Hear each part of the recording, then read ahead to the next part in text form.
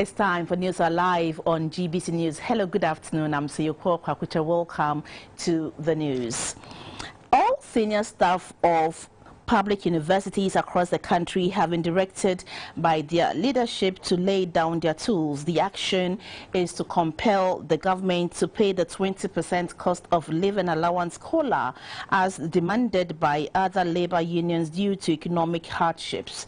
The group is also unhappy that the accrued interest on Tier 2 pension arrears have not been settled, while expressing dissatisfaction about salary disparities at the universities. The group comprises administrative staff at the various universities in the country.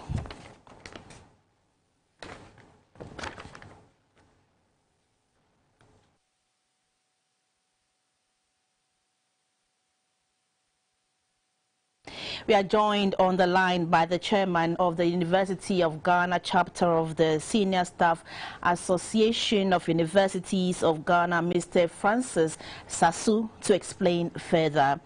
Hello, good afternoon, Mr. Sasu. Thank you so much for joining us on News Hour. Good afternoon, madam. So, thank you very much for the correction, Mr. Francis Sosu. Thanks so much for joining us on News Hour. So, first of all, can you tell us the composition or who formed the senior staff of public universities? Thank you very much for having me. The composition starts from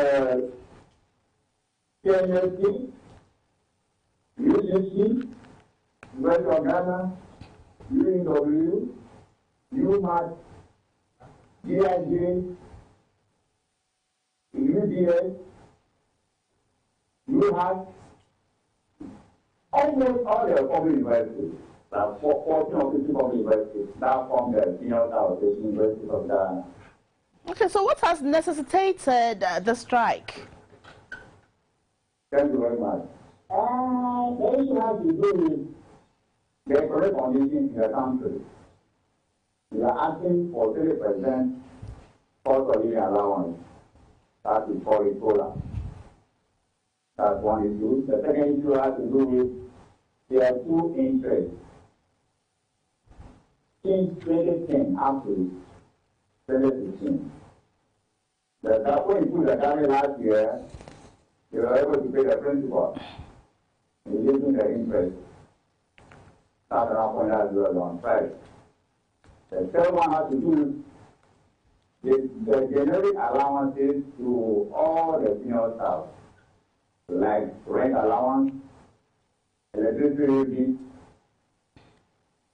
These allowances are paid to only the principal and the chief, leaving other senior staff, like administrative assistants or senior administrative assistants. So we want the government to extend that allowances to those senior staff categories. So, Mr. Sosu, let's talk about the Tier 2 pension. Can you tell us the efforts that has been made or have been made to resolve the issue concerning the Tier 2 pensions? Please, the question again. I'm asking that with regards to the Tier 2 pension, what efforts has been made to resolve it?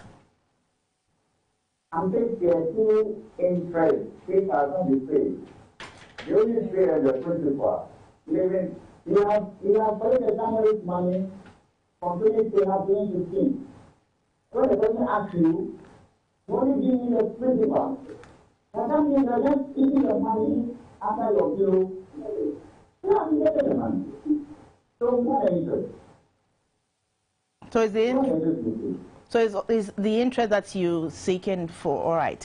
Okay, thank you very much, Mr. Francis Sosu. He is the chairman of the University of Ghana chapter of the Senior Staff Association of Universities of Ghana. Still on labor issues, and at a meeting with organized labor on Tuesday, government asked the leadership of the teacher unions to call off their strike before negotiations could begin, but representatives of NAT and NAGRAT remained adamant and subsequently staged a walkout.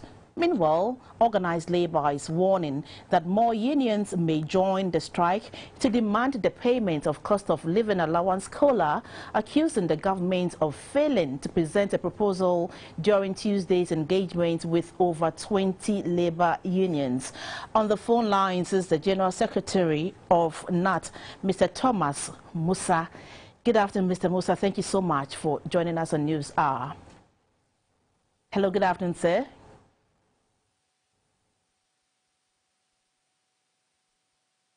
Secretary of NAT, Mr. Thomas Musa, to give us an update of the teachers' walkout during negotiations yesterday. Senior secondary schools were expected to have received full supplies of food by Tuesday, 12th July 2022. The Minister for Education, Dr. Yao Osei Educhum, gave the assurance during a meeting with the leadership of the Conference of Heads of Assisted Secondary Schools, CHAS, last week. The Conference of Heads of Assisted Schools in the Upper West region warned that senior high schools in the region may soon shut down if the government fails to supply them with adequate foodstuff to feed students. But checks by GBC News correspondents indicate that some schools are yet to receive their supplies. We talked to Samuel Ayama in the Bono East region. Good afternoon, Sammy. Thanks so much for joining us on News Hour. Sammy, have the schools you visited so far received their supplies? Not yet.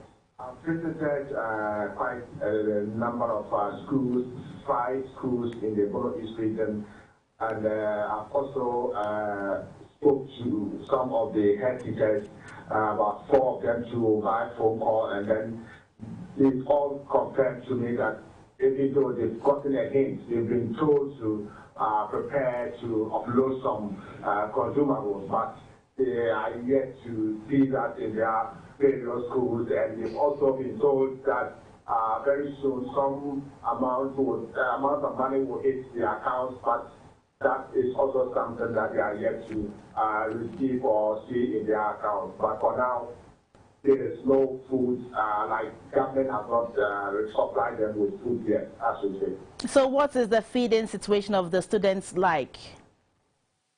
For all of the head teachers I had the interaction with, they told me for now, almost all the schools in the region, they don't follow the menu because of limited consumables in stock. Some of them, they branch of oil and other food ingredients. They don't have enough in their stock. So for now, they are not following the menu, because if they want to follow the menu, they will run short of all the consumables they have currently, because they are not too sure when they are supposed to receive another consignment from the buffer stock or the Ministry of Education.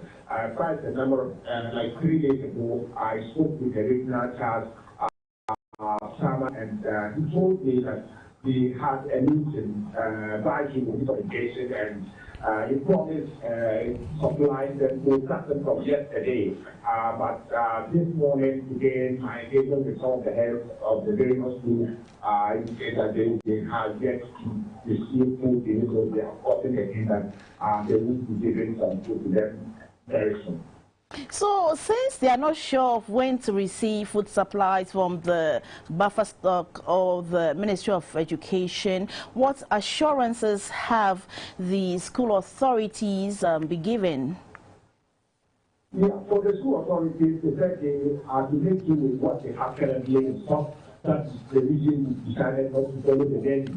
So for now, in the school, they don't follow the menu or what budget are given by DES to follow or give supply the various students to choose. So now they are taking their own decision, and they are doing what they think will help sustain the various schools, government supply them with food. Because for now, they said if they want to follow the what the directive by GS or government regarding the supply of the way they should prepare food for the students, they will run out of stock very soon. So the limited number of the small food they have to crop, they have to do it for now, waiting on government to support them. But some of them, even though the usual issue has to do with their decisions not to speak on camera, on the population, get them to on camera and tell us challenges regarding the shortage in the food through filter. But we know very well that going forward, they will do something. You give us updates in our subsequent bulletins. Thank you very much. Samuel Ayama is Bono's correspondent. Now we move to Tema, and commercial activities at the Tema Port Enclave reportedly came to a halt on Tuesday following the refusal of the Marine Operations and Engineering Department of the Ghana Port and Harbours Authority (GPHA) to tow vessels that had anchored in the anchorage to the port to discharge their cargoes. According to a story we carried on Tuesday, the workers took the decision to enforce the GPHA's 20% share in all containers entering the Tema port. Although Cabinet has given approval for this to be done, the workers say MPS has failed to keep its side of the bargain. Our correspondent in Tema, Michael Dewenu, is on the phone lines for an update. Good afternoon, Michael. Thank you so much for joining us at News Hour. Good afternoon, Michael. Yeah. So, we are coming to you from Tema Harbour, where we are going to Marine Engineering, where all the demonstration is going on. The top management of the port closed in 2 hours. And just a few minutes ago, the managing director, the DG, Mr. Michael Lubusi, came to address the workers. According to Mr. Lubusi, apart from the revenue losses for not working for 24 hours, Ghana is being reported in the global media disrupting international trade already, and it's a warning from the management authority. The information we also picked up says that MPS has given them the 20%, and there's a letter to that effect, which will be taken effect from 1st August. But the workers, they did not believe that letter, and so leadership of union is gone into conflict with the management to really see the letter. We are joined by some union officers also here to tell us about the situation and the action they are going to take. Yeah, so Mr. Blue is saying that there's a letter out saying that the 20% is going to take effect. First August. What is your concern?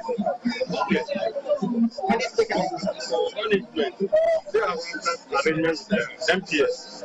And now, the workers, because of the previous experience, we were here in 2020, and the same promise was made. MPS agreed to that promise. That's why the workers are still here. They want the 20% side. So, management has said this. The workers are saying that the 20% that will be signed because of our experience. That's why the workers are still here. But you are saying effective today, the management is saying that when management not management per se, but MPS. The workers MPS. Management is doing their part, but MPS is not trying to. That's why the workers are not against management, but against the attitude of MPS. They are not showing good faith. The whole contract, you are doing 100% of the container business, and Gabon is just asking for only 20%. Don't forget the contract was signed in 2015. This new administration came, they did a review in 2018. And 2018, management said that no, they will not apply whatever the review. If we were to go by the review, the percentage will have been 60% for Gapoa, 40% for MPS. So management is demanding only 20%. And MPS is trying to be difficult. That's not what has brought us to where we are now. Are you not concerned about the revenue losses to the state and the international trade blockage that you are experiencing currently that is being reported in the with GAPOA, the way that we do, we are state-owned enterprise. MPS is a private company. So if you have to get 20%, our revenue comes to GAPOA. GAPOA is for government. And if GAPOA performs, they render dividends to government. MPS only tax the super profit they take to their country. So who are the ones that government is supposed to support? Definitely GAPOA. So we do this to get the job and support government. That's the situation now. So what will make you go back to work? Now, the workers are saying that we believe our Director General, but because of what happened the other time, don't forget the President gave a directive since 2020, that cabinet decision that the contract should be signed. And as of now, the contract has not been signed. Not that we don't believe our Director General, but whoever was behind the 20%, that the 20% is not signed. The workers are saying that MPF is their problem. So MPS should make sure that the 20% is signed. So the workers are not against their management. They are against MPS, which is a private company. So they should see that the 20% is signed. But that's what you said, it's been signed and it takes place on it. So we are saying that 20% is signed or not signed. We are not seeing anything. Only the paper that the Director General. Yes. Before you go back. Yes. Okay. Yes. Okay. We don't see some action before we go back to the office, because this time the back and forth has been, it's going on for a very long time. And this time, it seems the workers are very angry. We want to see action. We believe in our management so much. We trust in them. But it seems MPS is not bringing us what we're supposed to. What is from what. And we don't know who is causing this delay. Somebody should tell us something. This started from, you know very well, as my brother said, very long. We don't know what is causing the delay. We need action. That is why we are all here. We've been here since yesterday, and we are pulling. We have assured the workers everything will be on the right path. If we are not seeing anything, we are not moving. We need to be very assured and firm that everything will go our way before we move from here. Not that we don't respect our management. We have faith in them. So we trust them that they bring certain things in life, and we can get it right. It's important. That is what somebody is behind. That's why MPF is not trying to agree to the signing of the 20%. As it stands as workers, what is very important is that our livelihood is at stake. And we've seen our senior men hustle for years. And this is something that we feed on, you understand? And we feel that government has given management and MPS a hand so that they can sign this thing. But it's totally delaying. So why would MPS, a private entity, just respect a government institution like CPH? You understand? You are the authority, and the authority must be respected. In fact, we gather revenue for GPHA and workers, and this is a lot of money. So please, as our work is going down, we need to do this demonstration. We really believe in our union. We believe in our management. But as a staff, until something is done, we are not going. Yeah. So like you heard from both union and workers, until they see something concrete happen, they are not going back. Although Ghana is losing some revenue due to ships not going out and coming in for the last 24 hours, we are also being reported globally in the shipping press that we are blocking international trade. So we will be here, and as the union chairman go to have a look at the letter, we'll be here to give our viewers and our listeners the necessary information. Whatever the feedback will be, we'll come back to our viewers to let them know. For GBC News, my name is Michael Dawanu, reporting from Tema Harbour. Thank you very much, Michael, and we hope an amicable solution will be in the offing soon. Government is courting financial institutions to partner in the rollout of the e-vehicle policy in the country. Funding such programs are capital intensive due to the initial capital required for infrastructure development, but government says the investment in introducing the electronic cars is tailored towards promoting a cleaner environment, all geared at keeping global temperatures at 1.5 degrees Celsius. Clara Mlano reports. The benefits to be derived from the introduction of the electronic cars is not just to limit the pollution on the natural environment, but also halt the negative health implications on man through respiratory infections.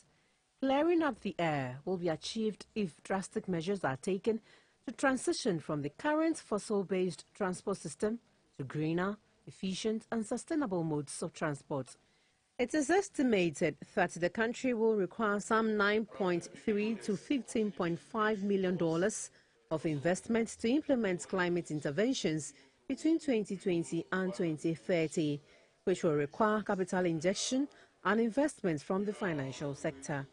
Europe is looking at now moving from combustible vehicles to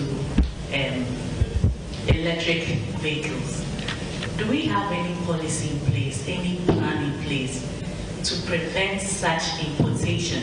So in about 8 to 10 years, we are looking at all these vehicles actually moving to Africa. Oil and gas development is actually in the solution list of some European banks. I want to ask whether the committee is actually engaging or has actually engaged the central bank so that we are actually on the same page. Because if the banks must support the development of oil and gas resources, then there shouldn't be any inhibition from the central bank. We should maybe tread cautiously. I don't think we can run at the same pace as the advanced countries. After all, how much of this emission do we produce or emit here in say Africa or developing countries? From the presentation is about 3% or so. The plan is to phase out fossil fuel cars by 2040, and that will require sustained investment. As we commit to continue the production of oil and gas, the reality we are confronted with is the increasingly unavailable funds to invest in oil and gas projects. Therefore, whilst we acknowledge the need to decarbonize our economy, the cost of stranded assets will be too high to bear. We just cannot abandon our oil and gas resources in the ground. We cannot abandon our fuel stations dotted around the country. We cannot abandon our ICEs, the combustible engine vehicles, all of a sudden. I'm not sure we can even do that in a decade or two, because the cost of these stranded assets will be too huge for our small economy to bear. As a ministry in charge of transport, we remain resolute and committed to promotion of sustainable and environmentally friendly responsive transport system. It is perhaps one of the most urgent and critical measures that can guarantee a net zero emission future. The meet with the financial institutions forms part of engagements with all stakeholders on the country's energy transition plan. For GBC News, Clara Mlanu reporting. And let's move to Ashanti. The majority leader in Parliament and Minister for Parliamentary Affairs, Ms. Osei Mensah-Bonsu, has made a case for a comprehensive amendment of the 1992 Constitution to make it pragmatic rather than dogmatic. Delivering a lecture in Kumasi on the perspective of a legislator on a constitutional review, Ms. Osei Mensah-Bonsu recommended that Ghana adopt the Westminster form of democracy in which government is headed by a president and a prime minister, instead of the current system in which government is headed by a president and his vice. He explained that the cost burden with the presidential system is huge. The lecture was organized by the Kwame Nkrumah University of Science and Technology, KNUST, as part of activities commemorating its 70th anniversary. The event was on the theme, Constitutional Review, the Perspective of a Legislator. The choice of speaker for the lecture was based on the person's credentials as one of the longest-serving members of Parliament and having risen through the various leadership structures.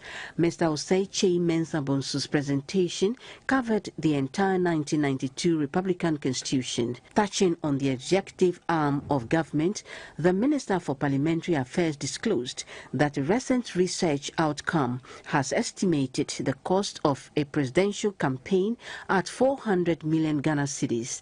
He is in favor of the cabinet executive, which he argues is less expensive compared to presidential executive. The Constitution provides in Article 76(1) that there shall be a cabinet which shall consist of the president, the vice president, and not less than 10 and not more than 19 ministers of state. Unquote. Given the role of ministers of state, who cabinet ministers are, that is for running the state efficiently and assisting the president in the determination of policy of his government.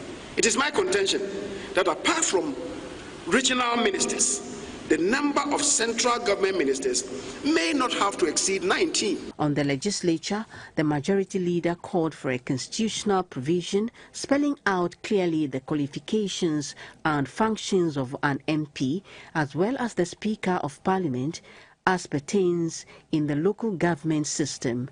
On the matter of parliamentary immunity, Mr. Chei Mensah Bonsu said the law, as it is now, leaves too much room for the offending MP, the Speaker or Clerk of Parliament, a situation that contradicts the principle of equality before the law in the Constitution.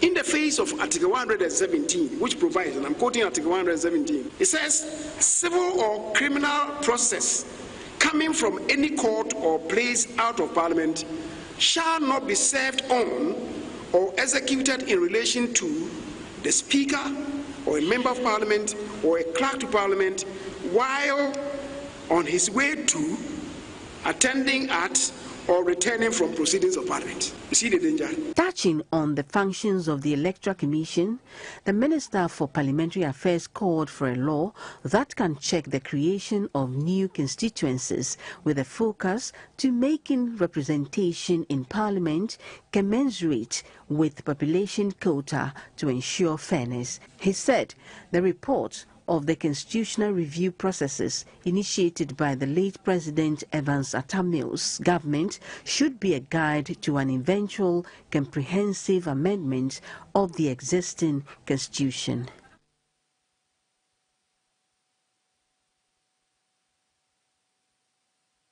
The director of the Center for Space Science and Engineering Research, USA, Professor Wayne A. Skills, says Ghana must trigger an initiative to effectively contribute to the measurement of the space environment at a lecture on the effects of the sun on satellites and technology, as well as human life and health at the Ghana Atomic Energy Commission GAEC. Professor Skills said Ghana sits in a region where space weather phenomenon occurs frequently, and this presents a unique opportunity to the country to make significant contribution to the study of space science. To monitor space weather in near real time is required as society becomes increasingly dependent on technological systems such as the Global Positioning System, GPS. Certain critical applications such as railway control, highway traffic management, emergency response, commercial aviation, and marine navigation require high precision positioning. As a consequence, these applications require real-time knowledge of space weather effects. In recent years, GPS itself has become recognized as one of the premier remote sensing tools to monitor space weather events. Space weather impacts on GPS include the introduction of range errors and the loss of signal reception, both of which can severely affect marine and aviation navigation, surveying and other critical real-time applications. The Ghana Atomic Energy Commission lecture is to critically analyze the changing conditions of the sun and in space, as well as their impact on the Global Positioning System GPS, other navigation systems, technology, as well as human life, and to offer users and service providers mitigation measures. The board chair, Ghana Space Science and Technology Institute, Dr. Kweku Enin, was optimistic such fora will give users more insights and measures needed to take. Look at the issue of balancing. Somebody goes to my village, small village, somewhere in the bush, and start digging the place. Before you find out who is there and what they are doing, and you send the police or military after them, you would have done a lot of damage. But in situ, recognition of what is happening in any particular place can be done almost instantaneously with this technology.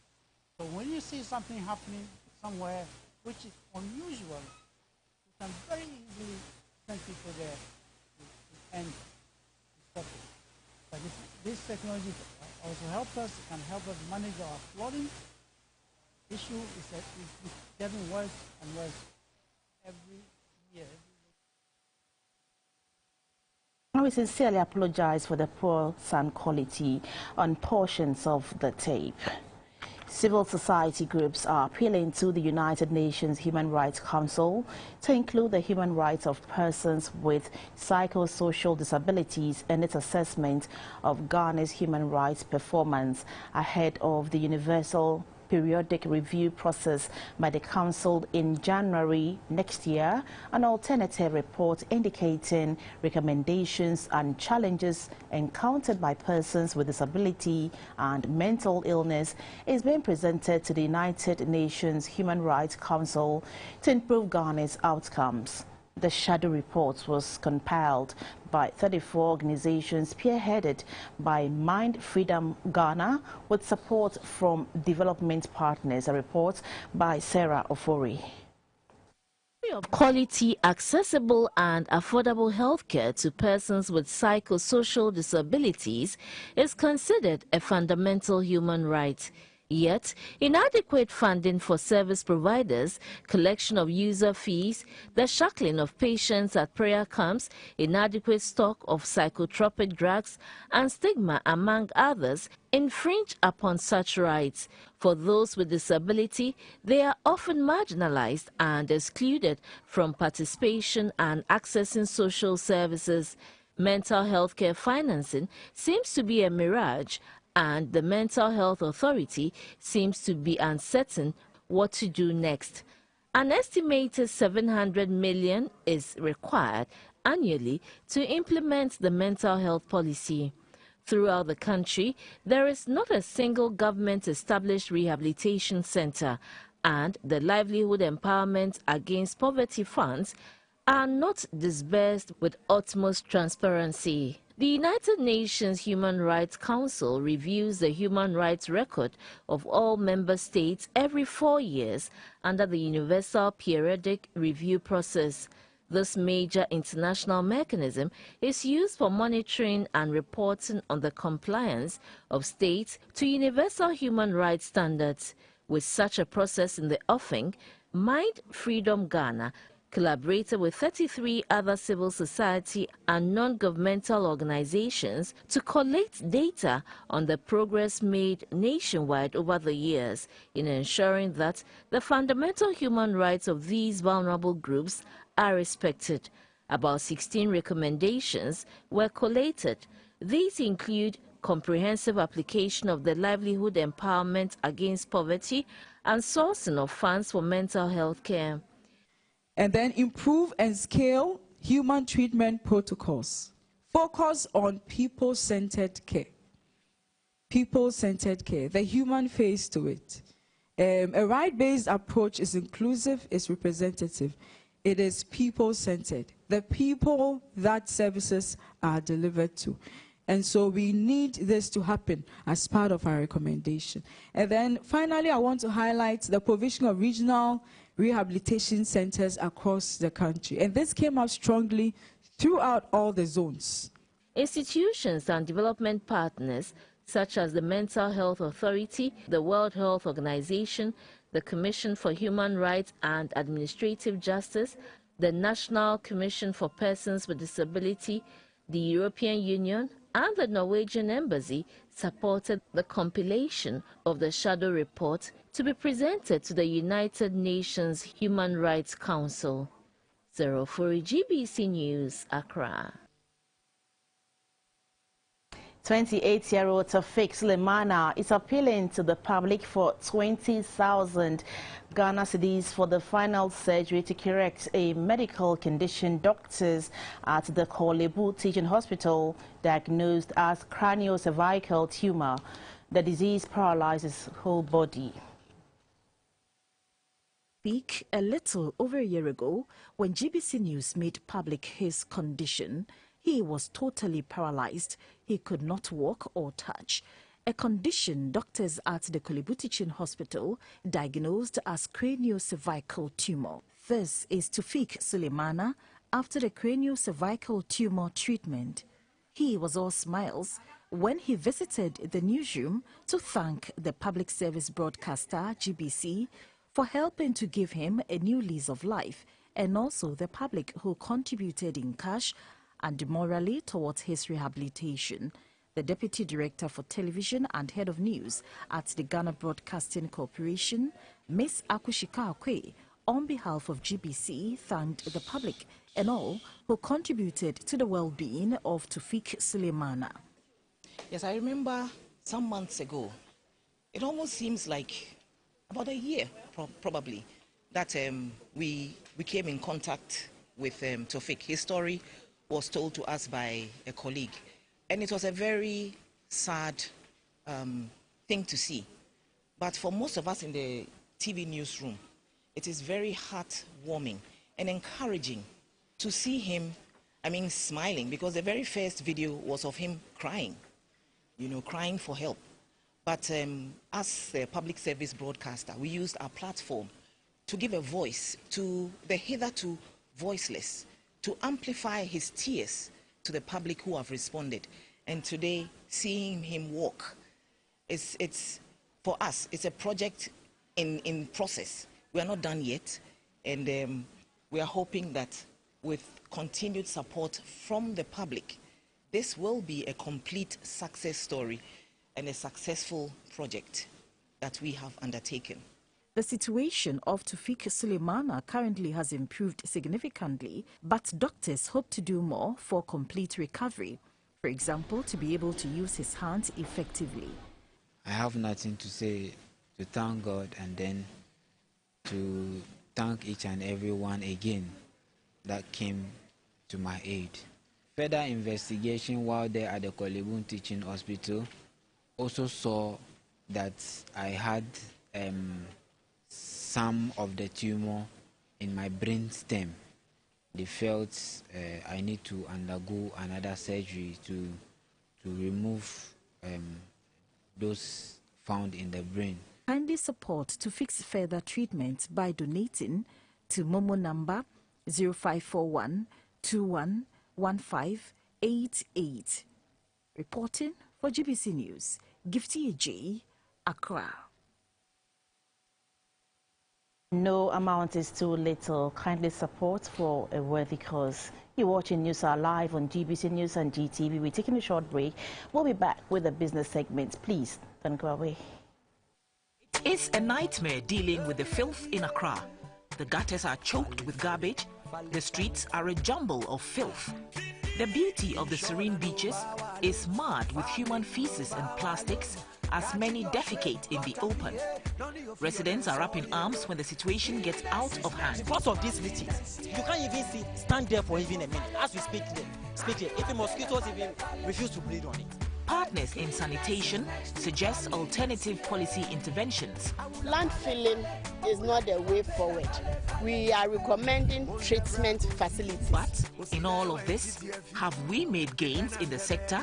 How can you have a people who have a lot of dignity and still practicing open defecation? The task facing Ghana to achieve SDG Goal 6 on clean water and sanitation for all is Herculean and riddled with equally complicated hurdles. Join us every Thursday on Wash Hour from 4:05.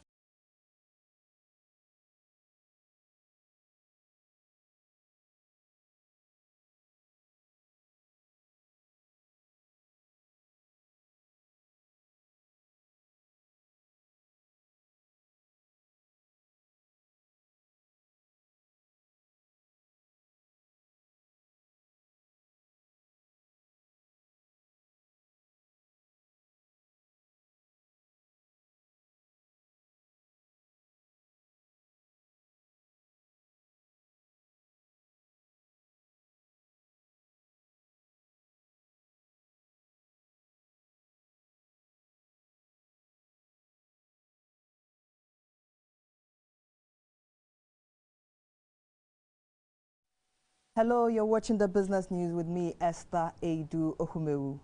Over 100 countries have reached out to the IMF for support following the knock-on effect from the COVID-19 pandemic and the Russia-Ukraine crisis. Ghana joined the League of Nations seeking the Bretton Woods institution for a bailout, and now, due to the negotiations, the mid-year budget expected to be presented in Parliament on Wednesday, 13th July, has been pushed to 27th July 2022. Though the negotiations have kicked off, issues that have attracted the attention of analysts are when the expected balance of payment inflows will hit the accounts of the Bank of Ghana and the quantum. My colleague Sani Abdul Rahman had this conversation earlier with the director of the Institute of Statistical and Social Research, ISE, Professor Peter Quartey.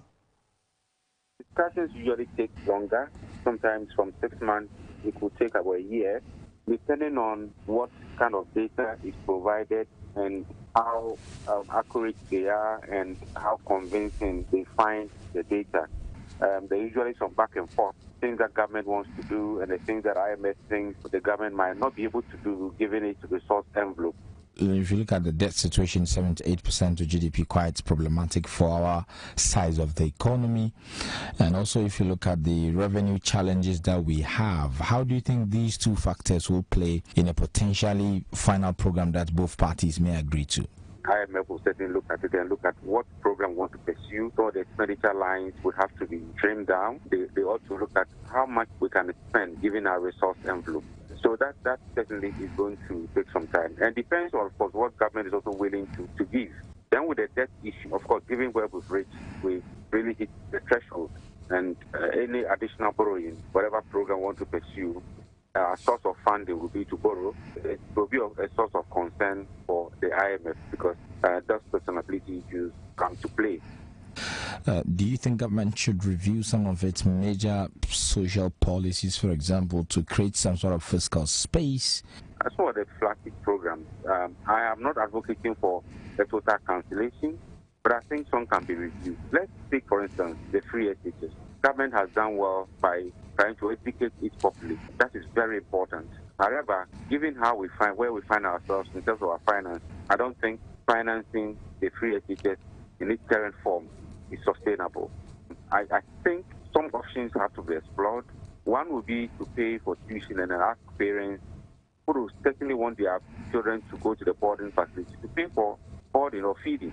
I don't think government can continue to fund the free SHS in a sustained manner, given where we find our revenue envelope. What do you think the lifespan of this program should be so that we can quickly return to some level of normalcy and have access to the capital market and all the challenges addressed?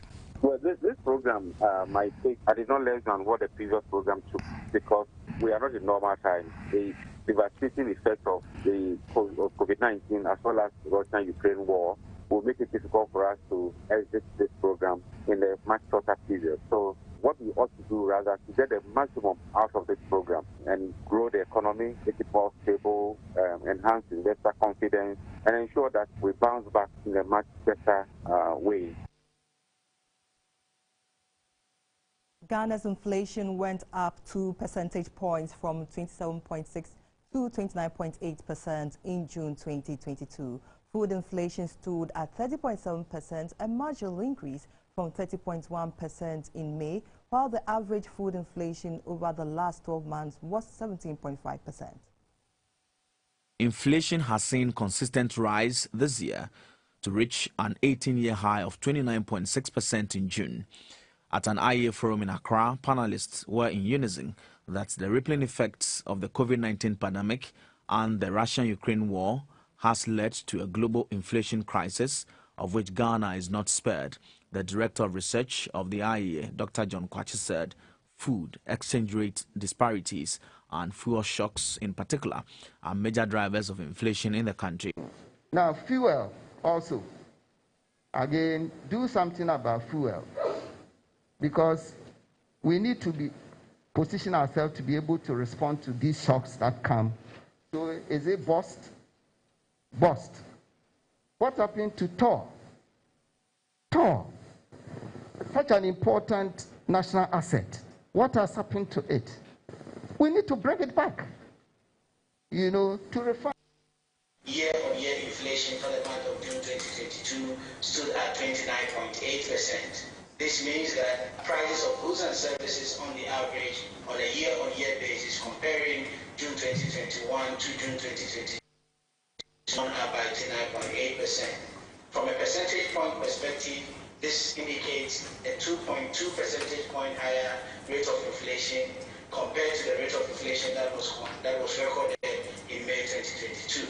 In May 2022, the rate of inflation stood at 27.6, and in June 2022, rate of inflation is 29.8, indicating a 2.2 percentage point difference. This suggests a slowdown in the rate of inflation that we've recorded in the past 4 months. You will recall that in March 2022, the rate of inflation was 19.4. It rose by about 4 percentage points in April 2022 to 23.6, and also rose exactly by 4 percentage points between April and May 2022. And now we are seeing a 2.2 percentage point difference between the rate that was recorded in May 2022 and June 2022, indicating a slowdown in the rate of increase of inflation. That was rather a story by the Institute of Economic Affairs on Ghana's current inflation trends. Now, currently, Ghana's inflation went up 2 percentage points from 27.6 to 29.8% in June 2022. Food inflation stood at 30.7%, a marginal increase from 30.1% in May. Rise this year to reach an 18-year high of 29.6% in June. At an IEA forum in Accra, panelists were in unison that the rippling effects of the COVID-19 pandemic and the Russia-Ukraine war has led to a global inflation crisis, of which Ghana is not spared. The Director of Research of the IEA, Dr. John Kwachi, said food, exchange rate disparities, and fuel shocks in particular are major drivers of inflation in the country. Now, fuel also. Again, do something about fuel, because we need to position ourselves to be able to respond to these shocks that come. So is it bust? Bust. What happened to TOR? TOR, such an important national asset. What has happened to it? We need to bring it back, to refine our crude, locally. And the exchange rate also. The way to stabilize it on a durable basis is to close the supply-demand gap. So we must do something about the supply side and do something about the demand side.